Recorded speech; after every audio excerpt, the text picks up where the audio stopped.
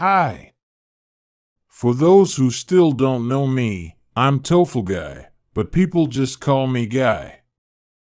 This is the second episode of the reading block.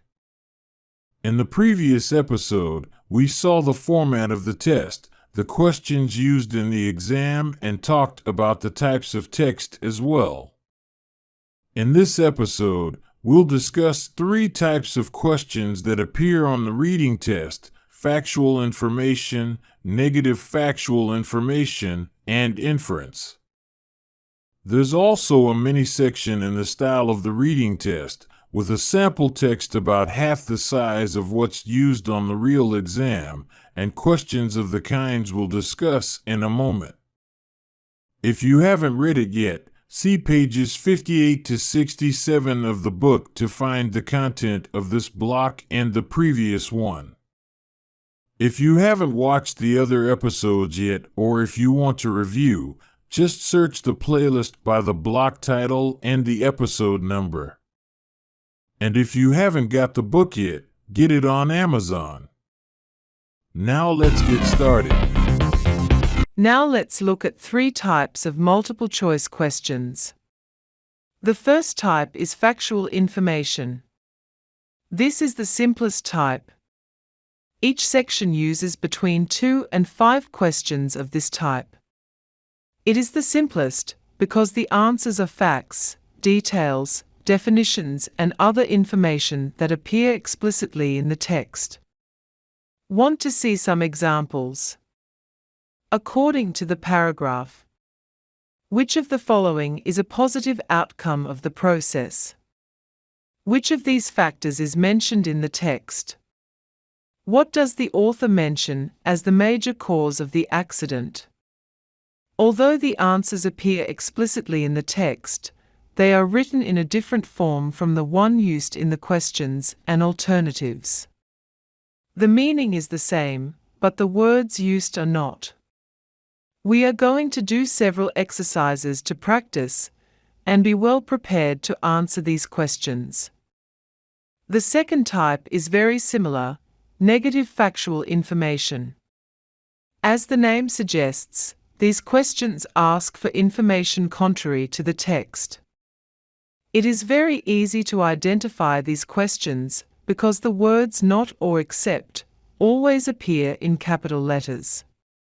You will find a maximum of 2 of these questions per section, but sometimes there are none. Let's see some examples.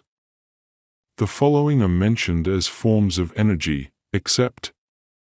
Which statement is not true according to the text? We need to be careful not to confuse these 2 types of question. The third type is inference, which is a little more complex because the answers don't appear directly in the text. We need to deduce. It's not difficult, but we have to think in a different way. You will see 1 or 2 of these questions in each section of the exam. We can recognize this type of question by the statement that uses words like infer, imply, or suggest. How about we see an example of that? The following text is about half the size of the texts used in the real exam, and the questions are examples of the 3 types of questions we saw in this block: factual information, negative factual information, and inference. If you want to try answering the questions, you can just pause the video and take as long as you want. Let's go!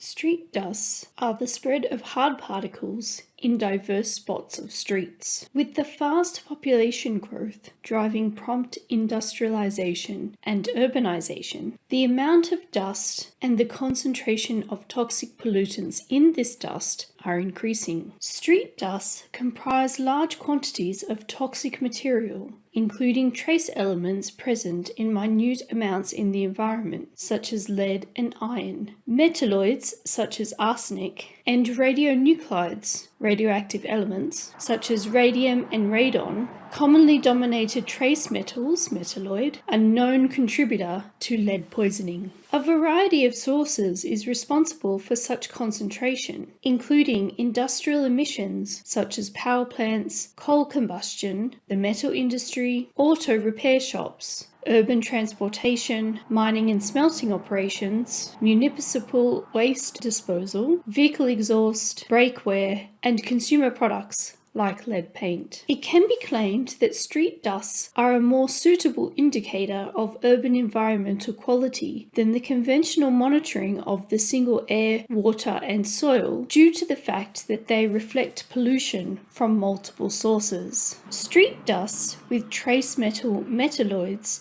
can have a negative impact on human health through the hand-mouth pathway. Inhalation and dermal contact, particularly in areas with highly elevated trace metalloids concentrations, generally located in large cities' industrial areas, residential zones, roadside and crowded commercial districts. In the local environment, street dusts not only affect the living environment, but also cause secondary pollution to the soil, plants, and water after settlement. Skin contact and hand-mouth contamination could be the main exposure pathway for humans. For example, children's unintentional uptake when they play in the playgrounds and city streets. It is reported that lead poisoning in children is significantly associated with exposure to street dust associated with the lead contaminant.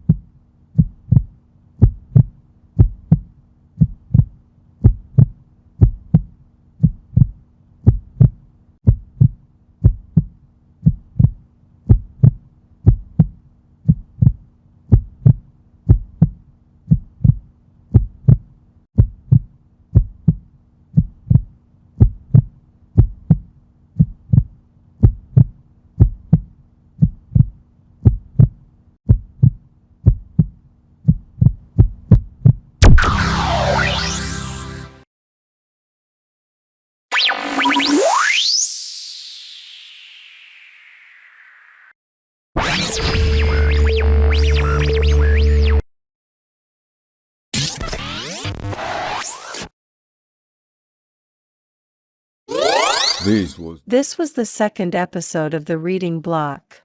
We saw 3 types of questions that appear on the reading test: factual information, negative factual information, and inference. We also saw a mini section of the reading test with the 3 types of questions we discussed. Don't miss the next episode of the reading. We're going to go over the mini section you saw in this episode, explain the answers and alternatives, talk about ways to find the answers, and discuss other types of questions you'll encounter on the reading test of the TOEFL. So until then, for those who are starting now, don't forget to subscribe to the channel and watch this space.